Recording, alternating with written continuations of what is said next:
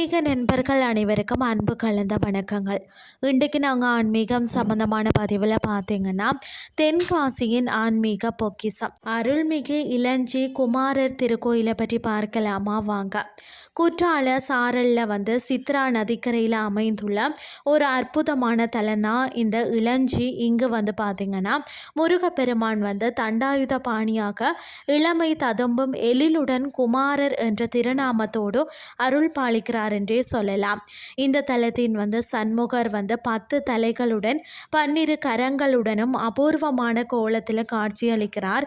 தீய சக்திகளை அழித்து பக்தர்களை காக்கும் இந்த வடிவம்தான் காண்போர கவரும் வண்ணம் மிக பார்த்தீங்கன்னா நுணுக்கமாக செதுக்கப்பட்டுள்ளது. அகத்திய முனிவர் மணலால் பிடித்து வழிபட்ட இருவாளுக நாயகர், அதாவது சிவன் மற்றும் அவரது உமையாள் சந்நிதி முருகருக்கு அருகிலேயே அமைந்துள்ளது.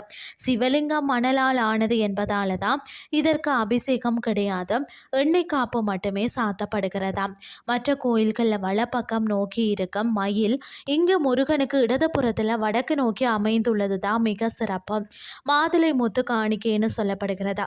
வேண்டுதல் நிறைவேறிய பக்தர்கள் மாதுளை முத்துக்களால் ஆன வேல் மற்றும் சேவர் கொடிய சமர்ப்பிப்பது இங்குள்ள தனித்துவமான வழிபாடு.